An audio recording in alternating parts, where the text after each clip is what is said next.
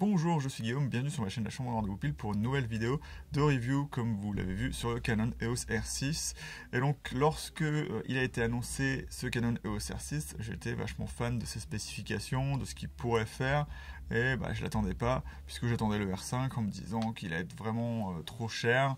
Bon, depuis j'ai eu l'A7S3, mais pour moi, l'utilisation de R5 est quand même un petit peu plus cher au final qu'un A7S3. Donc on en reparlera dans la vidéo, en comparaison bien évidemment un petit peu vis-à-vis du Canon EOS R6. Et donc on se retrouve 9 mois après. J'ai acheté le R6 parce que je voulais remplacer mon Z6 par le Z6 II, et au final je me suis dit autant passer là-dessus, et j'ai bien fait au final, mais j'ai un peu eu un conflit à l'intérieur de moi vis-à-vis de cet appareil photo. Il a fallu que j'ai l'A7S3 qui me filme ici avec l'ECM XM1, le XLR 4M, plus mon Shure SM58, du coup que je trouve qu'il marche très bien avec.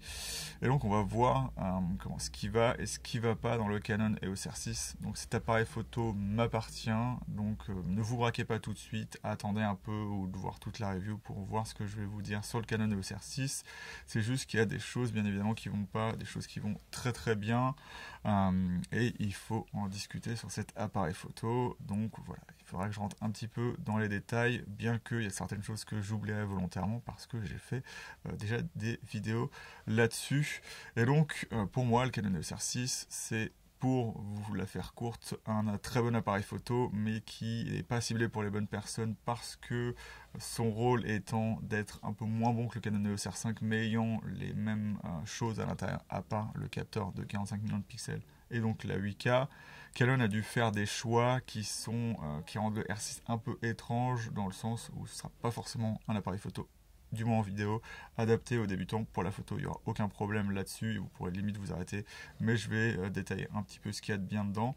Mais voilà, je vais un peu me concentrer, surtout en fin de vidéo, sur la vidéo pour vous montrer en quoi la vidéo est très intéressante, la photo est de qualité, sauf que pour vraiment exploiter la vidéo là-dessus, c'est très difficile en tant que débutant et ça pourrait être frustrant pour vous.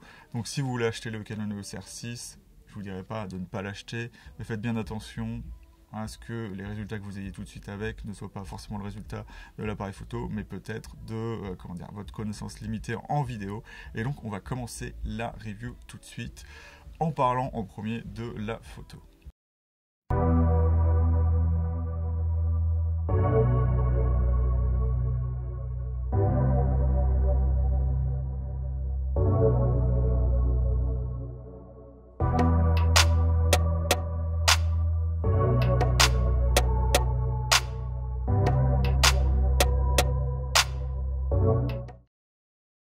Le Canon EOS R6, c'est basiquement un mini 1DX Mark III, bien que Canon s'en défendra.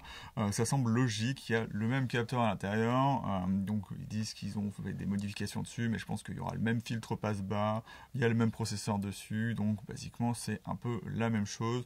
Peut-être que la construction est un peu plus solide et que c'est un peu plus fait pour encaisser de la vidéo que le Canon EOS R6, mais en termes de qualité d'image, on devrait avoir exactement la même que sur le 1DX Mark III, plus la capacité d'utiliser du coup nos optiques RF en plus d'avoir les optiques EF.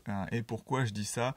En termes de spécification, on a le même 20,1 millions de pixels avec la même rafale de 20 images par seconde, certes sur l'index Mark III à miroir levé en obturateur mécanique. Sur le R6, on est en obturateur électronique, à savoir que en obturateur électronique sur le Canon EOS R6 à 20 images par seconde, on est à 12 bits, donc on n'a pas la profondeur des couleurs complète sur son RAW, mais lorsque on repasse en 12 images par seconde en mécanique, on retrouve les 14 bits, à savoir que le Canon EOS R5 n'est pas capable de faire ça.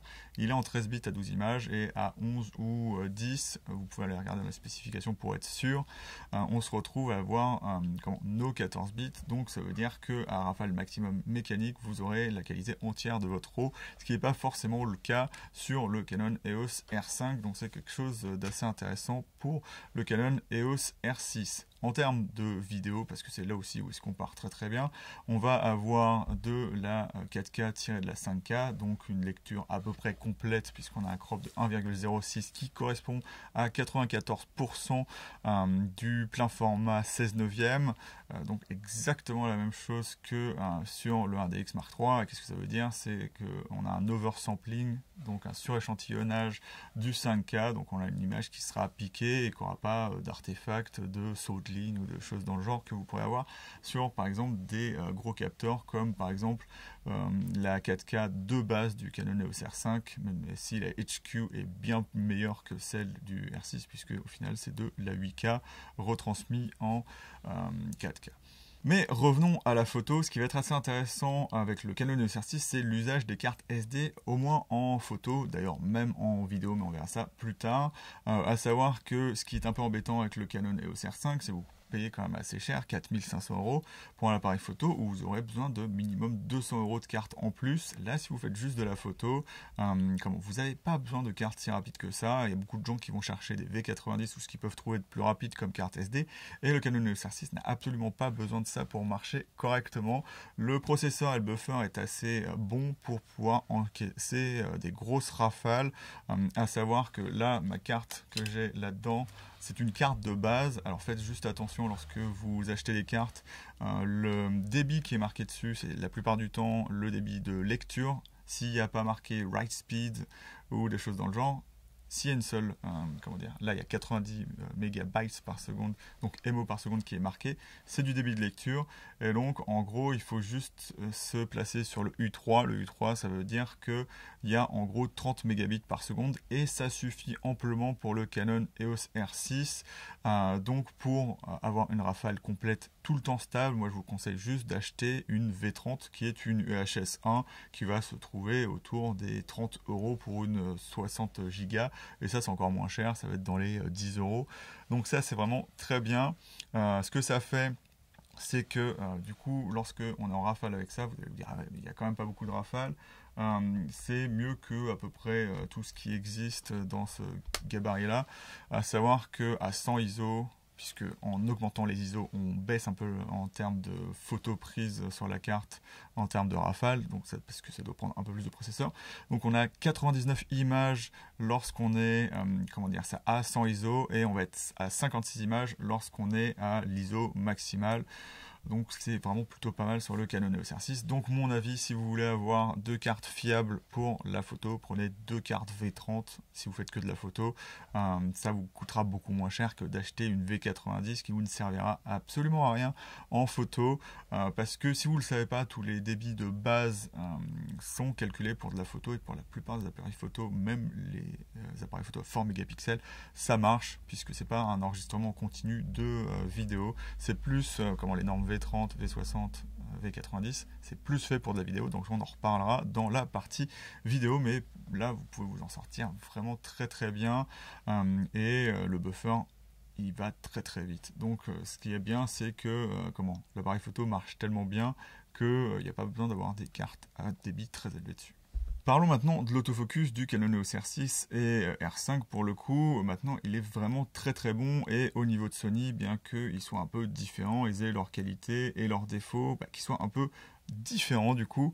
Le Canon EOS R6 et R5 ont une très bonne détection avec la capacité de détecter les oiseaux, mais par contre le A7S3 a un tracking qui est plus précis dans le sens où il va être plus persévérant.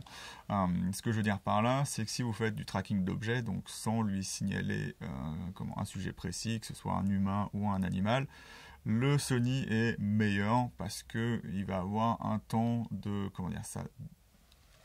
de conservation du sujet qui est bien plus élevé, à savoir qu'au bout de 2-3 secondes, si vous ne voyez pas le sujet avec le Canon EOS R5 et R6, il essaye de refaire le focus sur autre chose, ce qui n'est pas forcément très intéressant, alors que la A7S3, vous pouvez même revenir dans les menus, regarder vos photos, si le sujet est dans la photo ou s'il le reconnaît plus tard, même si vous avez changé de cadrage ou d'angle, et s'il le reconnaît, il va continuer à le suivre. Et c'est assez impressionnant chez Sony.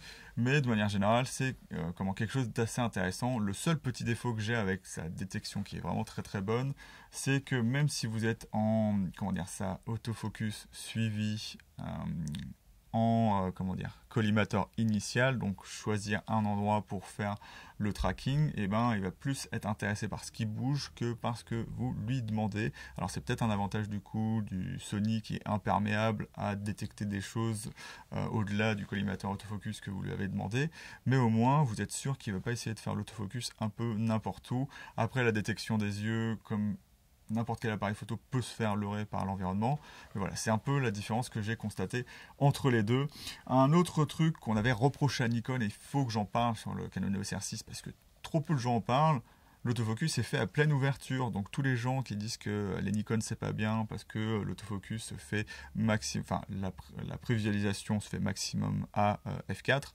Là il se fait à 1.8 par exemple. Là je suis à 1.8, je verrai tout le temps la photo, la prise de vue à 1.8, donc ça peut perturber. Moi ça me perturbe des fois quand je fais mes photos par exemple de thumbnail pour le A7S III ou n'importe quoi, c'est que il faut que je vois la photo pour voir la vraie profondeur de champ. Et vous pouvez me dire, il y a le bouton de prévisualisation de profondeur de champ, oui, mais c'est quand même mieux de voir tout correctement. Et ce que ça fait, c'est que si vous voulez faire par exemple de la photo au téléobjectif assez rapidement, eh ben, ça peut arriver que vous n'ayez pas vraiment la même ambiance sur la photo finale. Vous allez me dire, ouais, ça change rien. Par exemple, si vous faites du paysage, eh ben, il va falloir tout le temps appuyer sur le bouton de prévisualisation de profondeur de champ pour voir exactement ce que vous voulez.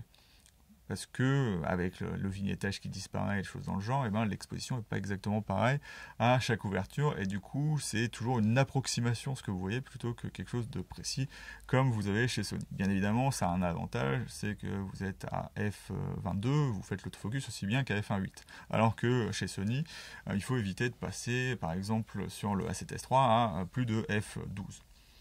Donc voilà à peu près ce que j'avais à dire sur l'autofocus du Canon EOS R6. Ça marche vraiment très très bien, hein, il n'y a pas de souci là-dessus. Juste pour finir, comme n'importe quel mirrorless, il va y avoir juste un petit défaut avec l'autofocus, c'est que étant issu de la lecture du capteur, et que c'est pas un capteur séparé qui peut être redirigé ou routé d'une manière différente, et ben on peut pas avoir de collimateur en croix. Et ce que ça fait, c'est que Canon, si vous le savez, travaille sur un quad pixel. Et ben en gros, lorsque vous prenez votre photo en horizontal, et ben la sensibilité autofocus n'est pas la même qu'en vertical, parce que le R6, le A7S III ou n'importe quoi d'autre sont sensibles aux lignes verticales. Donc si vous changez de cadrage, il va être sensible aux lignes horizontales. Donc ce que vous voyez dans un sens, il se peut que le tracking ou n'importe quoi soit moins efficace dans un autre sens, enfin dans le sens vertical. Et donc voilà, il ne faut pas vous étonner si les performances autofocus sont différentes lorsque vous êtes en portrait que lorsque vous êtes dans l'autre sens. Après, l'autofocus de détection, des yeux ou n'importe quoi ne changera normalement pas, mais si vous prenez des sujets fixes où il faut que la phase soit correcte pour que l'autofocus se fasse correctement, eh ben, ça peut changer suivant l'orientation de votre appareil photo. Mais du coup, vous pouvez commencer à le voir en photo, il n'y a vraiment pas du tout de problème lorsqu'on parle aussi de la qualité photo. C'est pour moi le meilleur Canon que j'ai jamais utilisé. On a une dynamique qui est bien plus élevée que ce qu'il y avait sur n'importe quel Canon avant. C'était un gros point au péché Canon. Et là, c'est vraiment peut-être pas encore au niveau de Sony, mais c'est bien mieux et c'est très utilisable. Et c'est ça qui est très agréable avec ces appareils photo là, c'est que le R5 et le R6 vont être beaucoup mieux à utiliser si vous aimez bien, par exemple comme moi, un peu relever les ombres, parce que le noir profond, c'est pas vraiment ce que voit l'œil humain. Donc moi, je préfère avoir quelque chose de plus humain dans la façon de voir mes photos. Et donc le R6 ne me déçoit pas de ce côté-là. Côté colorimétrie, moi, j'ai pas constaté de gros problèmes avec, que ce soit même en photo ou en vidéo, alors que les gens disent le jaune et machin. Lorsque par exemple en vidéo vous sélectionnez votre balance des blancs manuellement, il n'y a aucun problème. Et si vous avez regardé mes vidéos précédentes qui sont faites avec le Canon EOS R6 en C-Log 3, il n'y a aucun problème de ce côté-là. Donc côté qualité d'image, c'est vraiment très bon. Les 20 millions de pixels sont vraiment géniaux, notamment, ce qui est bien, c'est que le 12 millions de pixels de Sony A7S III est très bien pour faire des photos dans le noir, mais on perd quand même peut-être un petit peu de détails, par exemple quand on prend des photos d'étoiles, tandis que le R6 est vraiment très très bon de ce côté-là. On va avoir à la fois le côté haute sensibilité et donc Par exemple, ce qui est intéressant avec la haute sensibilité dans les photos d'étoiles, c'est qu'on va avoir du branding moins rapidement lorsqu'on essaye d'exposer par exemple les nuages de la Voie lactée, voilà.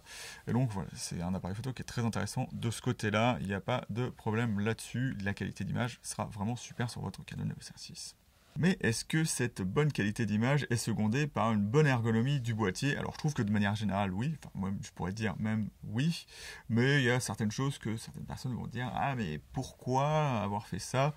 Par exemple l'interrupteur épaule gauche, bon voilà, c'est des petits trucs à la Canon que Canon a toujours fait, comme mettre son interrupteur avant, en dessous de la roue de commande ou après l'avoir mis au-dessus. Moi ça me pose pas de problème, c'est historique chez Canon, on reconnaît son Canon comme ça. Moi ça me pose pas de problème, notamment parce que ça dégage un peu le déclencheur et que moi en général j'allume un appareil photo et lorsque je suis dehors en situation un petit peu problématique, je préfère mieux qu'il garde sa température, à savoir que comme c'est des appareils photo qui peuvent rester assez chauds, je préfère qu'il n'y ait pas de choc thermique, notamment quand il fait assez froid ou assez humide. Comme ça, l'appareil photo, même s'il peut se mettre en veille, a une température plus ou moins constante, même si quand il fait chaud, l'appareil photo peut surchauffer un peu. Alors, ça n'aura aucun effet en photo. Si le voyant de surchauffe se met en photo, vous ne pourrez juste plus faire de vidéo, que ce soit clair. Et donc du coup ça ne me dérange absolument pas d'avoir le déclencheur de ce côté-là et en plus l'interrupteur de ce côté-là et en plus du coup ça libère de la place pour le déclencheur derrière. Un autre truc intéressant c'est que on a la molette au-dessus, donc ça vous oblige à bouger un peu le doigt, mais c'est pas forcément, au final c'est pas forcément désagréable, je trouve ça même plus utilisable que la méthode Sony Nikon parce qu'on n'a pas à baisser le doigt en dessous, ce qui est ergonomiquement un peu mauvais, notamment ici si vous portez par exemple des objectifs lourds ou je ne sais quoi, c'est mieux d'avoir la molette au-dessus. Voilà, il n'y a aucun problème avec ça.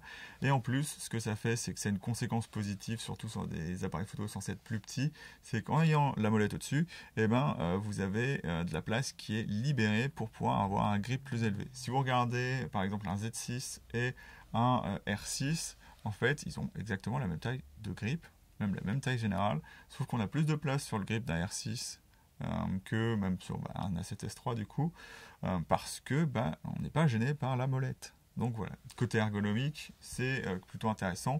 De manière générale, quand on regarde, tous les boutons sont bien placés, on les reconnaît plus ou moins. Alors il y a certains boutons qui servent moins que les autres, qui sont pas vraiment, comment dire ça, reconnaissables, même si on a des petites formes sur le boîtier, c'est pas fait pour être identifiable facilement, mais on reconnaît facilement l'iPhone. Et certains boutons, enfin voilà, il y en a certains qu'on va juste avoir besoin de regarder, donc il n'y a pas de problème de ce côté-là. On a ce petit bouton magique qui est le MFN, donc qui va vous servir à la base à contrôler tous les boutons qu'il y avait avant sur le boîtier devant l'écran ne sont plus là, mais avec le MFN, en tournant une molette et l'autre, vous pouvez avoir tous les anciens menus que vous aviez sur ces 4 boutons, donc il y avait 8 menus en gros, et vous pouvez tous les avoir sur le MFN, ou les enlever si vous voulez. Moi j'ai mis que la rafale dessus, et d'ailleurs je l'ai enlevé de là, et je l'ai mis sur le déclencheur vidéo lorsque je suis en photo. Comme ça, le MFN, ça me sert à faire la sélection de collimateurs autofocus que je trouve beaucoup plus pratique et beaucoup plus pratique que chez Sony pour une raison, c'est que chez Canon, vous pouvez soit choisir d'aller dans le menu, soit choisir de le faire défiler. Donc moi, je le fais défiler, donc j'ai pas besoin de enlever l'œil du viseur si je veux passer du tracking à mon autofocus simple, enfin, mon collimateur simple. J'ai juste à cliquer une fois et à recliquer après 4 fois si je veux revenir à ce mode-là. Et après, vous pouvez en plus enlever ou mettre certaines zones que vous trouvez intéressantes sur l'autofocus. Le seul truc que je trouve pas agréable dessus, c'est que moi, j'utilise tout le temps le tracking et le collimateur simple petit, donc précis, mais on ne peut pas enlever le normal. Donc ce qui est un peu dommage, c'est celui de base, le seul qu'on ne peut pas enlever à l'intérieur. Mais de manière générale, on est sur un boîtier qui est très facile à utiliser. On a une molette, enfin c'est assez simple, c'est même un petit peu plus simple que le Canon EOS R5 ou le fait qu'on a un écran, on a plus de fonctions à aller chercher dans l'interface écran. Bon, voilà, on s'y habitue, mais voilà, c'est quelque chose d'assez intéressant, avec aussi l'avantage, cette fois avoir copié Sony. Bon, Sony a copié Canon Nikon, et donc il a fait 2 molettes donc une avant, une arrière et une roue de commande comme sur les Canon. Et donc ce Canon a retrouvé sa roue de commande à l'arrière, enfin voilà, la roue concentrique là ici. Et du coup, on a une nouvelle molette qui va être celle qui est ici. Et donc, voilà, moi maintenant, je peux le régler comme sur mon Sony. Ah oui, bah, ouais, je règle mes Canon comme sur mes... Donc, je mets l'ouverture devant, en manuel, l'ouverture, la vitesse et les ISO. À savoir, par contre, que lorsque vous êtes en mode semi-automatique, comme la priorité ouverture, la molette de derrière, qui ne sert plus à sélectionner la vitesse, sert maintenant à sélectionner la compensation d'exposition. Et c'est pareil lorsque vous êtes en mode vitesse ou TV. Par contre, ce que je trouve dommage, c'est que c'est pas ma molette de derrière qui me sert à sélectionner la vitesse, mais la molette où il y avait avant l'ouverture, mais on a quand même la compensation d'exposition qui va être disponible sous la main, et je trouve ça assez pratique, puisque contrairement à Sony, on n'a pas de roue de compensation d'exposition. Donc le seul désavantage que ça va avoir, c'est qu'on ne peut pas aller aussi loin, me semble-t-il, en compensation d'exposition, mais c'est quand même pas mal de ce côté-là. Et le boîtier est bien pensé avec un grip vraiment très très bon. Je trouve que pour moi c'est la meilleure matière faite pour le grip. Alors certes, hein, le boîtier est fait de polycarbonate. Alors pour être précis, on a un châssis en magnésium et l'extérieur est fait dans de la fibre de verre moulée, donc des feuilles qui sont après coulées. Il y a du polycarbonate qui est coulé et du coup ça donne un ensemble aussi rigide que du magnésium. Et c'est juste notre cerveau primitif de reptile qui va nous indiquer que comme c'est du métal, c'est plus froid et donc c'est plus solide, ce qui n'est absolument pas le cas. Ça se casse à peu près de la même façon que du magnésium. Il y aura juste un désavantage dont je vous parlerai en vidéo du coup, mais c'est vraiment quelque chose qui est pas mal, avec l'avantage de lorsque ça se raye, la peinture ne s'enlève pas, donc votre appareil photo restera noir et donc de loin il aura l'air toujours aussi récent, même si de près il pourra être un petit peu patiné ou un petit peu gras, donc luisant à certains endroits. C'est un des désavantages du plastique. Donc voilà. Après, en termes d'ergonomie, il y a des choses encore intéressantes. On a un bouton lock. Dans le menu, vous pouvez choisir certaines choses à bloquer, donc soit les molettes, l'écran tactile, des choses dans le genre. C'est plutôt intéressant. Moi, je l'ai mis sur la molette arrière, mais c'est intéressant quand même de pouvoir le mettre sur l'écran. Après, comme vous pouvez le retourner, vous avez peu de chances qu'il frotte sur votre ventre lorsque vous vous baladez avec, mais ça peut être quelque chose de bien. Le seul problème que va avoir le Canon EOS R6, c'est que les possibilités de personnalisation, bien qu'elles soient là, sont quand même un peu limites. On a une possibilité de personnalisation qui est très bien et que j'utilise, c'est le fait de pouvoir séparer l'autofocus suivi ou n'importe quel mode d'autofocus avec l'autofocus sur les yeux des animaux ou des êtres humains. Donc mon dièse, donc l'étoile, c'est ça, me sert pas à faire la conservation de l'exposition, elle me sert à faire l'autofocus sur les yeux. Bon, j'aurais aimé plutôt avoir un autre bouton à côté de l'iPhone, comme il y a sur le Sony A7S III, mais comme le joystick est à cet endroit-là, on ne peut pas le mettre sur Canon. Et c'est ma sélection normalement d'autofocus que je fais avec le MFN qui est dédiée du coup à faire ma conservation d'exposition. Mais pour le coup, il n'y a pas, on peut pas mettre le cul ailleurs, on peut pas dire mon menu, enfin si, on peut mettre menu sur 7, ce que je fais. Donc en fait, vous cliquez dessus, vous allez dans les menus. Mais bien évidemment, lorsque vous êtes dans les menus, ça redevient le bouton 7 ou OK. Mais à part ça, on ne peut pas changer les choses d'endroit comme la loupe, l'info ou quoi que ce soit, ce qui est un petit peu dommage. Encore une chose qui est dommage en termes d'ergonomie, c'est que le menu Q, ça reste exactement tout le temps la même chose, on ne peut pas le personnaliser, ce qui est un peu préjudiciable. Le seul truc qui est quand même intéressant, et c'est plutôt un truc en vidéo, c'est que contrairement à Sony, on peut choisir son format vidéo directement de l'extérieur du boîtier, ce qui n'est pas le cas dans le A7S III. Mais à part ça, le boîtier est très bien. Bien évidemment, on va avoir notre écran orientable, donc ça c'est toujours quelque chose d'intéressant. En termes de port, on va avoir tout ce qu'il faut là où il faut. Donc on a notre USB type C, donc pour pouvoir le recharger avec une power bank. Alors c'est bien évidemment de la power delivery, donc il va falloir regarder lorsque vous achetez une power bank qu'elle soit power delivery. Faites attention, moi j'ai une power bank de chez Samsung, il y a un port USB-C, mais c'est juste pour charger la power bank. donc c'est un peu dommage, hein, on n'a que après nos vieux USB type A, tandis que par exemple celle-ci, là, je sais pas si, hop, on peut voir celle-ci, voilà, on va avoir un port PD, donc Power Delivery, et l'autre port c'est pour charger ça, donc vous pouvez éventuellement charger un truc, plus charger la powerbank en même temps, ce qui est assez intéressant. Donc je mettrai le lien dans la description de celle-là, elle est plutôt pas mal, elle n'est pas trop chère. Voilà. Et du coup, en fait, le Canon EOS R6 peut se charger en Power Delivery. Ce qui est dommage, c'est qu'il ne se charge pas lorsqu'il est allumé. Donc vous ne pouvez pas prendre de photos ou de vidéos et recharger en même temps le Canon EOS R6. Le voyant vert s'allumera lorsque vous chargez, donc dès que vous allumez l'appareil photo, il va arrêter de charger, ce qui est un petit peu dommage. Et par exemple, ce n'est pas le cas sur le A7S3. Et c'est quoi l'avantage? C'est que vous pouvez filmer plus longtemps, ou vous pouvez rester par exemple plus longtemps en position d'attente sans avoir à éteindre l'appareil photo, ce que moi j'aime bien. Et c'est pas possible avec le Canon EOS R6. Du coup, pour ce qui est de toute cette partie-là, de l'USB-C et des ports, c'est uniquement le Canon EOS R6. Hein. Faites attention à ça. Donc, on a cette USB-C, on a un HDMI, bon, ce sera le même dans le R5, un HDMI type C, me semble-t-il, donc un micro HDMI. Donc, faites bien attention. Moi, j'ai un adaptateur à mettre dessus, comme ça, je peux mettre du HDMI plein format dessus et ça reste branché à la cage, donc j'ai moins de chances d'abîmer l'appareil photo, enfin le port, puisque ça casse très facilement, donc faites attention à ça.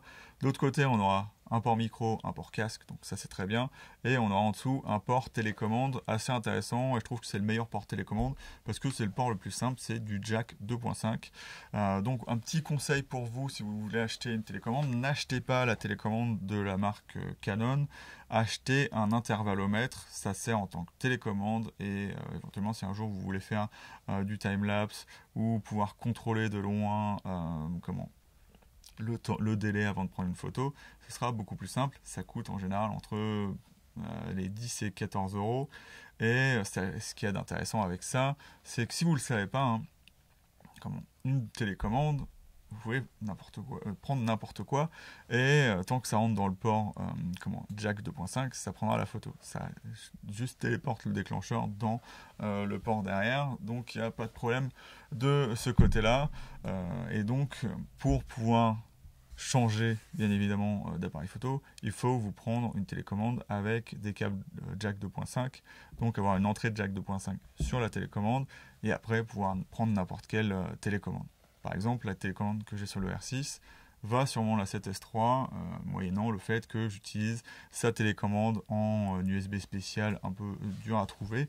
Mais voilà, ça marche très très bien, donc n'achetez pas de télécommande Canon, surtout parce que ça coûte très cher, et surtout parce que si vous voulez un intervallomètre, ça coûtera beaucoup moins cher que l'intervallomètre Canon qui coûte dans les 300 euros, me semble-t-il. Et donc voilà, c'est tous les ports qu'on aura sur le Canon EOS R6, et c'est déjà plutôt pas mal, puisqu'on peut faire à peu près tout ce qu'on veut avec sans problème. Par exemple, le problème par exemple d'un A7C, c'est qu'on n'aura pas ce port télécommande, et si vous aimez faire des photos d'étoiles sans rentrer dans l'appareil photo, ça peut être des fois un petit peu problématique. Du coup, pour conclure en partie photo du Canon EOS R6, c'est un appareil photo qui est vraiment très très bon, qui va convenir aux débutants comme aux personnes plus expérimentées, parce qu'il y a aussi des modes automatiques. Bon, je ne vous parlerai pas de tous les modes automatiques parce que je n'utilise pas ces modes-là, je ne les ai jamais utilisés, mais on aura toujours nos modes PSAM, on aura même des modes custom où vous... Enfin, si vous ne le savez pas, vous prenez vos modes de base, vous mettez vos paramètres et vous allez enregistrer dans C1, C2, C3. Et du coup, lorsque vous mettez C1, C2, C3, vous avez les paramètres qui sont là. Donc voilà, ça va être quelque chose de vraiment très bien. L'appareil photo se comporte vraiment très très bien en photo.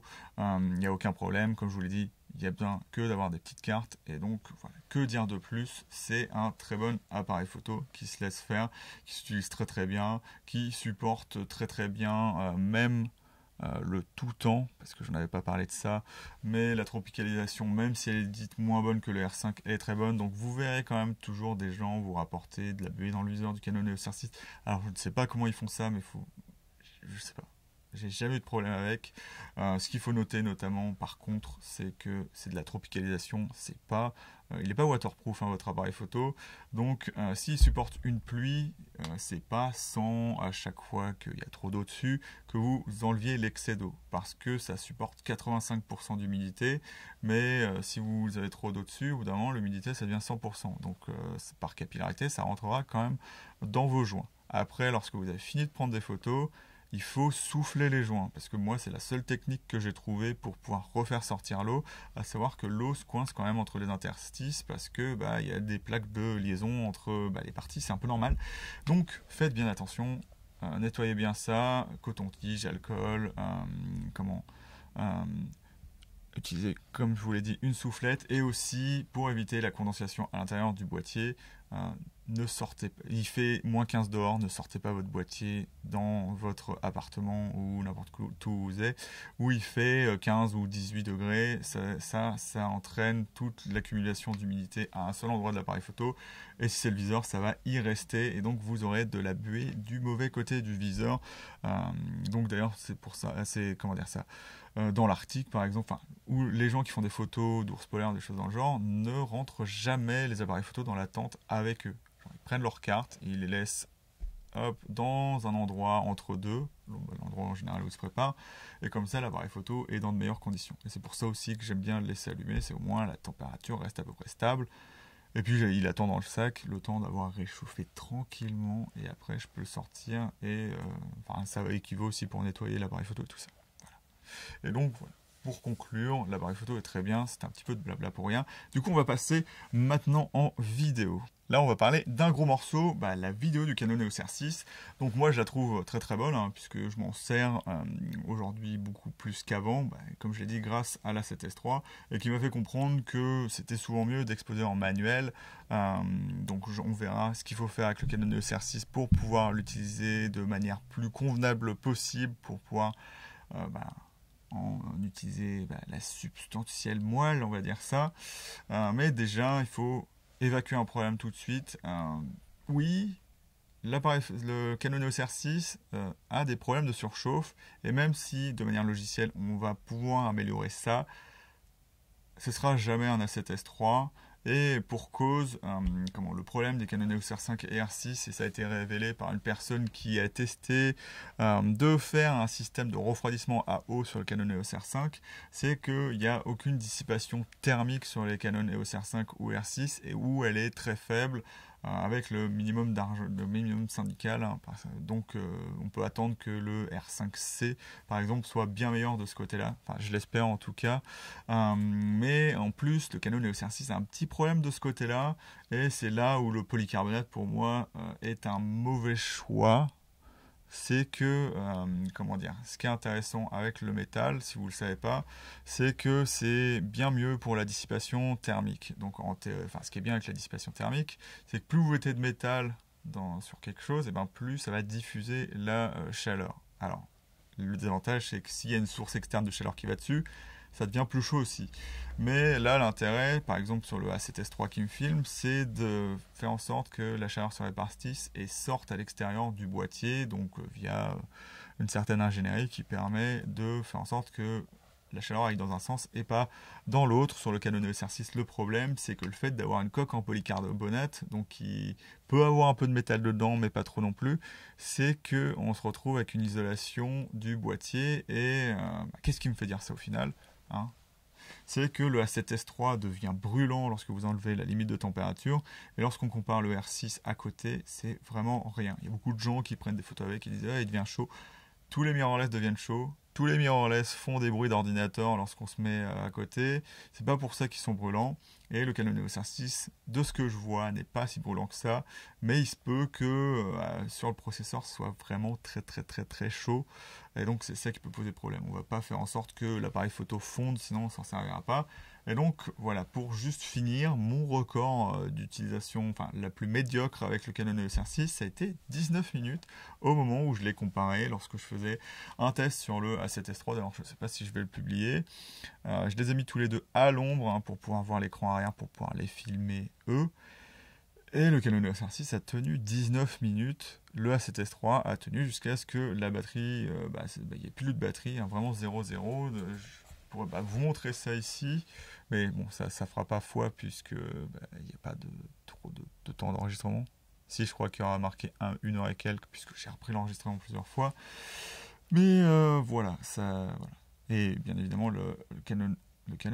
Et bien évidemment, le Sony A7S III était brûlant. Donc maintenant, parlons de quelque chose d'un peu plus positif, avec les spécifications du Canon EOS R6 qui sont vraiment très bonnes. On a du 60 images par seconde en 4K UHD, donc en 16/9, hein, ou en Full HD, donc en 1080, on aura jusqu'à 120 images par seconde. Alors bien évidemment, si on parle de PAL, ce sera respectivement 50 et 100 images par seconde. D'ailleurs, un petit trick pour vous qui voulez utiliser le maximum d'images par seconde, ou comment faire du NTSC en France, hein, pourquoi pas,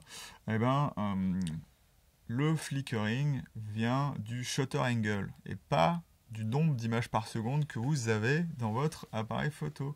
Oui, donc ce que ça fait, c'est comme on utilise des appareils photo et, pas des caméras vidéo qui vont avoir un shutter angle qui est proportionnel, bien évidemment, à votre framerate, ou vos images par seconde, ce que ça fait, c'est que vous pouvez faire en sorte, moi ce que je fais avec le R6, quand je suis en 1/24e de seconde, pour éviter d'avoir du flickering, ce qui arrivera, je me mets en 1/25, 1/50e, 1/100e, et ainsi de suite. Je me mets toujours dans une valeur proportionnelle à la valeur PAL. Donc ça évite le flickering, donc c'est une technique, et sinon vous mettez en PAL et ça passera directement. Mais du coup, par exemple en PAL, faites attention aussi à ne pas mettre des vitesses d'obturation qui sont équivalentes à du NTSC, parce que c'est vous là qui allez induire du coup du flickering. Donc faites attention, c'est pas parce que vous êtes en PAL ou en NTSC que vous aurez soit tout le temps du flickering, soit que vous n'en aurez pas dans l'autre.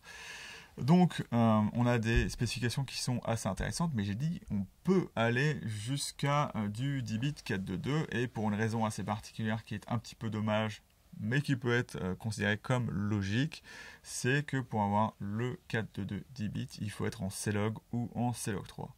De base, lorsque vous filmez, alors ça a un intérêt de filmer pas en C-Log, parce que vous êtes dans un format qui n'est pas ce qu'on appelle le H265, donc on est dans un format de lecture simple du H264 de base, du MP4, qui peut être lu par n'importe quel ordi si vous n'utilisez pas le C-Log. Donc moi je trouve que les couleurs de base sont pas forcément terribles, et je préfère les couleurs notamment du C-Log 3 qui sont différentes, converties de celles du C-Log. Mais voilà, il faut bien faire attention à ça. Si vous voulez avoir un fichier lisible, par exemple, de filmer vos enfants, et vous ne voulez pas mettre ça dans la moulinette d'un logiciel de retouche vidéo, il vous faudra filmer pas en C-Log. Voilà, parce que ça passera pas. Sinon, il faut passer par Premiere, DaVinci, ce que vous voulez. Premiere de préférence parce que les fichiers du R6 sont pas lus par tous les lecteurs ou les logiciels de montage, voilà. Et donc, voilà, moi je sais que Premiere marche même plus que correctement maintenant avec le Canon EOS R6, et donc voilà, si ça vous embête de devoir retoucher, et voilà. Faites juste attention à ça. Si vous êtes débutant et que vous ne savez pas comment utiliser des LUT, d'ailleurs, si vous voulez savoir comment s'utilise une LUT de conversion, j'ai une vidéo qui va s'afficher ici. Donc, ça vous donnera aussi l'endroit où télécharger les LUT Canon. Donc, ça peut être intéressant pour vous. Donc, j'indique ce qu'il faut prendre en considération en fonction de vos réglages de LUT. Et voilà. Donc, du coup, ça va être un petit peu dommage si vous ne savez pas retoucher et que vous voulez passer en log. D'autant plus que ce qu'on vous dit jamais lorsque vous voulez utiliser ces formats log, et vous ne devriez pas vouloir à tout prix avoir du 422 10 bits, c'est que vos écrans de télé, s'ils sont pas HDR, ce qu'on appelle SDR, d'ordi ou de n'importe quoi, sont toujours en 420 8 bits. Donc, l'appréciation de la dynamique et de tout ça, enfin de la dynamique, surtout de la profondeur de couleur et de l'échantillonnage, du nombre de couleurs que vous avez dans votre image, ou la sélection de celle-ci, voilà, puisque le 422, c'est la valeur de chrominance va par rapport à la valeur de luminance à une période où on voulait économiser du signal. Donc voilà, on a des formats et ça permet d'avoir des vidéos avec moins de place, mais bon, voilà. tous les écrans aujourd'hui en général lisent du 4208 bits et c'est pas intéressant d'utiliser du 4220 bits. Donc maintenant, si vous êtes un peu plus évolué, à quoi ça sert? Ça sert bien évidemment, si vous le savez, à faire vos retouches. Et donc vous finirez toujours, si vous êtes sur un écran Rec 709 ou BT 709, en BT 709. C'est la même chose que Rec 709. Donc le fichier sert juste à avoir un nombre de couleurs plus élevé pour pouvoir retoucher plus précisément ces couleurs et avoir moins de problèmes de déviance, enfin de valeurs qui vont plus. Donc voilà, faites bien attention. En lecture, ça sera pas différent et ça posera plus de problèmes parce qu'il faut savoir aussi utiliser les logs. Donc voilà, encore la vidéo ici. Et donc l'intérêt d'utiliser notamment ces logs-là, notamment le CLog 3, parce que je trouve que le CLog est un peu limité, c'est de pouvoir avoir accès au cinéma Gamut, voire à l'espace Gamut BT 2020.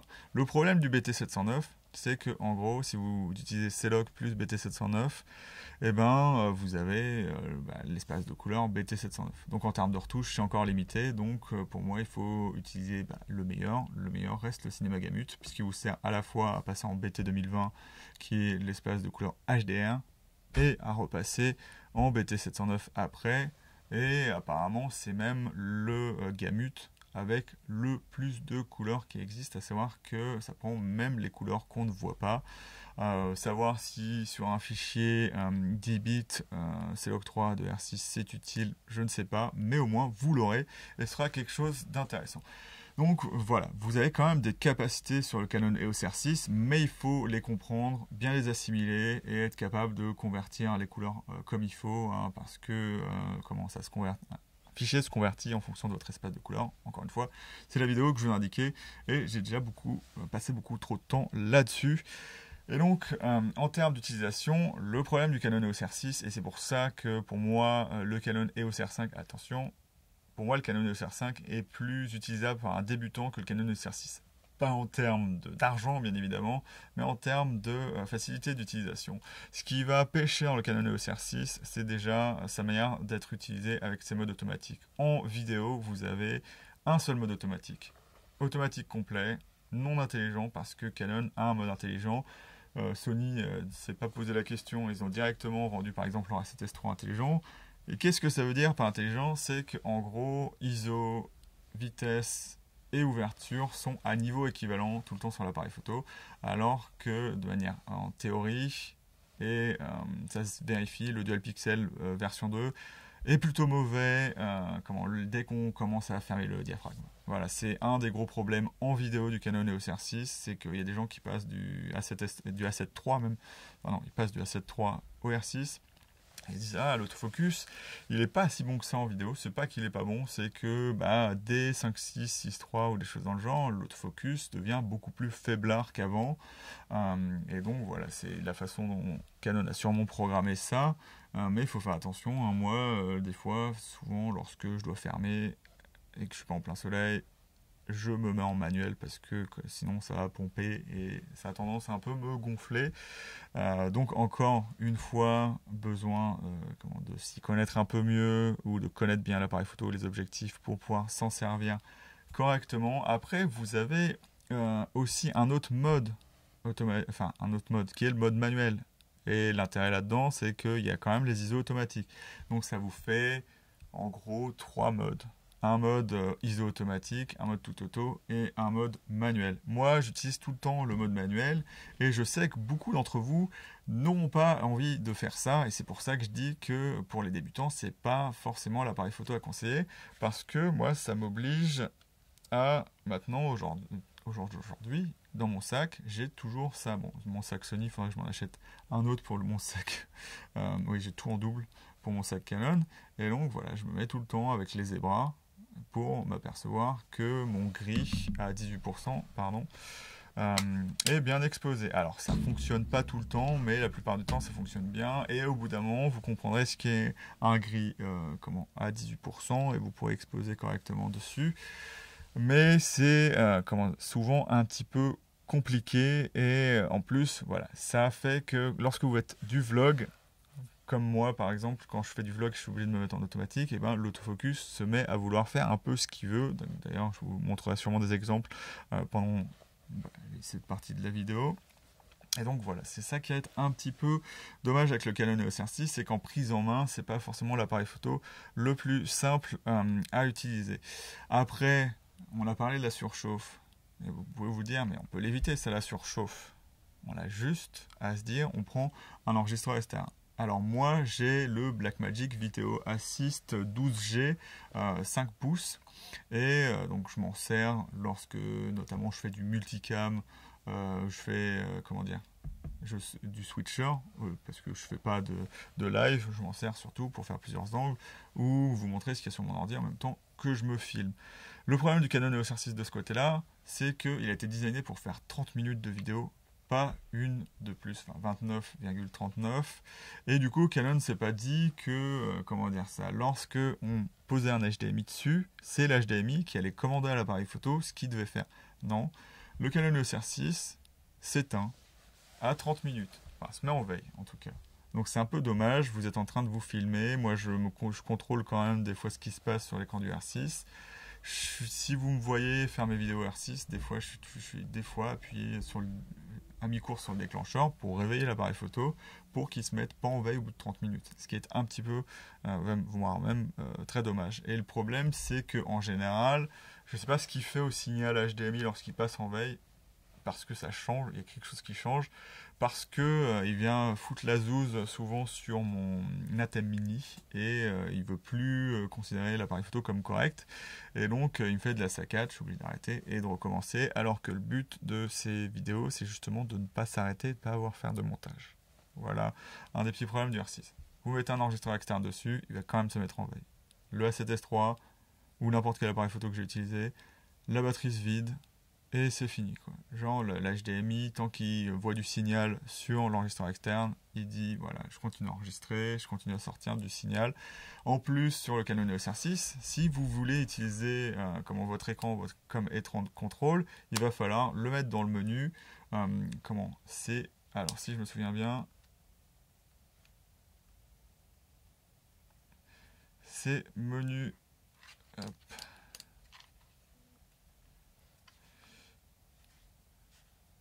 C'est menu vidéo, enfin photo vidéo 8, et c'est affichage HDMI, et dès que vous mettez le moniteur plus l'appareil photo, ce que fait le Canon EOS R6, c'est de plus pouvoir enregistrer en interne, donc c'est un petit peu dommage de ce côté-là, parce que normalement, si vous enregistrez, il y a une technique, vous enregistrez dessus, vous pouvez avoir à la fois l'enregistrement sur la carte et sur l'enregistreur externe, et ça peut être utile. Des fois, vous n'avez pas forcément besoin d'enregistrement super lourd de votre enregistreur externe, vous pouvez quand même récupérer ce qu'il faut dans l'appareil photo, ou par exemple, si vous enregistrez en externe sur par exemple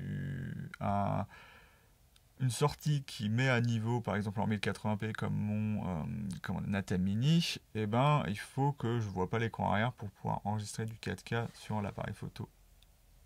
Voilà, ce qui est un petit peu dommage. Après, oui, il y a encore des défauts, mais ça c'est un défaut habituel chez Canon, c'est que lorsque vous voulez utiliser votre appareil photo, maintenant on a accès, ça c'est bien, à l'enregistrement sur les deux cartes en vidéo. Sauf qu'il y a un problème là-dessus, c'est que, ça peut être intéressant si vous passez d'une carte à l'autre, et lorsqu'une carte est pleine, vous changez l'autre carte, et voilà, vous faites comme ça, ainsi de suite, et vous pouvez éventuellement décharger une carte, la remettre dedans, et puis ainsi de suite. Voilà, donc vous formatez comme vous voulez, même si formater avec un ordi c'est pas forcément terrible. Sauf que les problèmes toujours eu des Canon qui ont une ergonomie très photo, c'est que ouvrir la trappe d'un Canon, en gros, les deux trappes qui sont ici agissent comme des interrupteurs, comme l'interrupteur on-off qui est ici. Vous voyez, l'appareil photo marche, j'ouvre, l'appareil photo s'éteint. Donc vous ne pouvez pas filmer comme ça, et c'est encore un problème. Si vous avez besoin de changer de batterie, de toute façon vous ne le ferez pas, mais voilà, c'est surtout ce compartiment de cartes qui est vachement dommage. Ça aurait pu être vraiment très très bien. J'espère par exemple que sur le R5C, ils ne vont pas se mettre à faire ça, parce que ce serait vraiment dommage. Après, je ne dis pas qu'on en a tous l'utilisation du fait de pouvoir sortir une carte, mais c'est toujours intéressant et on est quand même beaucoup à acheter des appareils photo pour des comment dire, petits trucs qu'on n'utilisera peut-être pas, mais qui peuvent nous sauver la mise au cas où. Qui sont un peu différents du coup. Le Canon EOS R6 et R5 ont une très bonne détection avec la capacité de détecter les oiseaux, mais par contre le A7S3 a un tracking qui est plutôt facile dans le sens Parlons quand même de choses positives, on a un timelapse vidéo dans le Canon EOS R6, et ce qui va être intéressant, c'est que les paramètres d'exposition sont toujours à l'extérieur du menu. Trop souvent, je trouve que c'est un peu dommage de mettre les paramètres d'exposition dans le menu, et si vous changez vos paramètres d'exposition, et ben vous enlevez le timelapse vidéo. Ici, c'est pas le cas, vous mettez votre timelapse vidéo, et vous pouvez, si vous avez raté vos réglages, régler et refaire votre timelapse. Un des petits problèmes cependant, c'est toujours ce problème de veille, et au bout de 30 minutes, l'appareil photo se met en veille, et donc ce qui vous oblige à avoir un chronomètre, parce que vous ne saurez pas, par exemple, si vous mettez, je veux 10 secondes, mais avoir 3 heures de photo, et il faudra compter combien font 3 heures. Voilà, ou savoir l'heure auquel il a commencé, parce que vous ne le saurez pas, l'appareil photo fait comme s'il était mort. Et donc voilà, certes ça économise de la batterie pour faire le timelapse, mais ça fait, voilà, c'est un peu dommage, hein, parce que comme c'est des appareils photo qui sont assez, comment dire ça, demandeurs de batterie, vous pouvez vous dire, ah ben mince, la batterie marche plus, et donc vous appuyez sur le déclencheur et ça arrête le timelapse. Ça vous dit pas, ah ben non, c'est bon, je suis réveillé. Voilà, appuyez sur un bouton là-dessus, c'est arrêter le timelapse. Donc c'est un petit peu, encore une fois, dommage. J'aime bien dire dommage.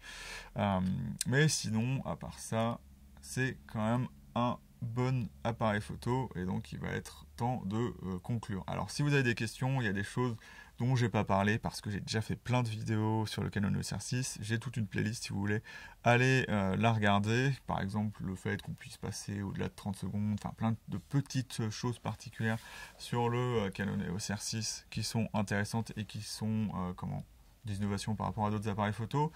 Mais là, c'était vraiment pour me concentrer sur les capacités et rapidement du Canon EOS R6, même si cette vidéo va être assez longue, donc on va conclure avec le Canon EOS R6. Du coup, vous avez vu que je suis capable de trouver beaucoup de défauts au Canon EOS R6, pourtant, 9 mois après, il est encore avec moi et je l'utilise de plus en plus, même par rapport au A7S3.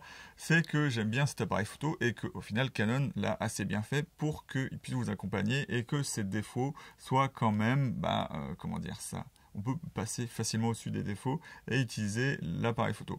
Moi, comme je vous l'ai dit, le principal problème que je vais avoir à cet appareil photo qui coûte 2700 €, c'est que c'est censé être un appareil photo moins haut de gamme que le Canon EOS R5, ce que Canon nous montre en nous donnant beaucoup moins de possibilités tout en nous donnant une très très bonne qualité, ce qui n'était pas forcément le cas sur les produits Canon avant. Là, on a tout ce qu'il faut pour faire de la bonne photo et de la bonne vidéo. Pour ce qui est de la vidéo, comme je vous l'ai dit, pas forcément de manière optimale, mais lorsqu'on s'en sort, on a une vidéo qui est vraiment très très bonne avec ce Canon EOS R6, avec l'avantage, notamment avec le cinéma Gamut, de pouvoir étrangement utiliser beaucoup de lots d'appareils photo ou de caméras différentes sans forcément avoir de problème. Bon, ça c'est une autre histoire. Mais du coup, mon problème et la colle que je pourrais vous poser, c'est vous voulez le Canon EOS R6, mais est-ce que vous serez, comment dire ça, assez attentif et vous avez assez envie de faire de la vidéo pour commencer avec un appareil photo qui vous donnera des résultats très très bons, mais qui vous les donnera de manière un peu frustrante, voilà, pour dire ça un peu rapidement, parce que c'est ça, vous serez frustré si vous êtes débutant en vidéo, vous n'avez jamais vu un autre appareil photo ou une autre caméra de votre vie, c'est pas forcément l'appareil photo le plus facile à utiliser. Si vous voulez passer du temps avec l'appareil photo, que vous savez comment vous y prendre, que vous faites beaucoup de recherches dessus, ce sera un appareil photo très très bien utilisé. Et moi, ce que je trouve intéressant dessus, c'est que c'est le genre d'appareil photo, en vidéo du moins, puisque en photo, il est très très facile à utiliser, qui vous fera dépasser vos limites et apprendre. Et au final, c'est pour ça des fois que j'utilise plus que le A7S3, c'est que la récompense est assez intéressante sur le Canon EOS R6 quand on a quelque chose de bien, ce qui montre qu'on a vraiment bien maîtriser l'appareil photo.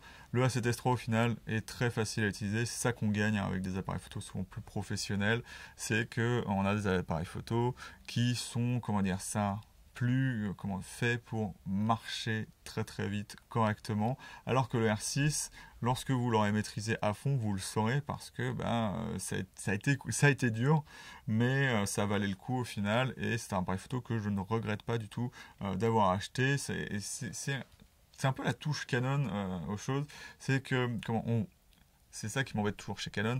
On voit qu'ils font des choses pour gagner de l'argent et pour dire, mais regardez, nous on n'a pas besoin de faire des trucs vraiment super fous pour que ça marche. Alors ce sont des appareils photo super fous, mais on a toujours cette approche de, ah bah non, faudra acheter autre chose si vous voulez mieux. Alors que une fois qu'on l'a en main, on se dit, ah c'est quand même un bon appareil photo. Et voilà, même le R6, plein de fois, j'ai voulu arrêter de l'utiliser quoi que ce soit, et je me remets à l'utiliser et je suis à chaque fois surpris de la qualité de l'appareil photo, du fait que par exemple le viseur soit moins de qualité que le A7S III, mais quand je reviens dedans, il n'y a aucun problème, et en fait tout passe à peu près correctement dedans. Et du coup, utiliser un R6 pour moi, c'est plus gratifiant pour moi qu'utiliser la 7S III, puisque la 7S III donne toujours assez facilement les résultats que je lui demande, alors que le R6, maintenant, ça montre vraiment que je le maîtrise complètement, et que au final, je suis pas nul, mais voilà, je sais pas comment dire ça, c'est de dire, voilà, j'ai vraiment surmonté les choses mes problèmes que j'avais avec le Canon EOS R6, et c'est basiquement ça qu'il faudra faire si vous vous accrochez pas à l'appareil photo, hein, c'est vraiment passer au-delà des petits problèmes.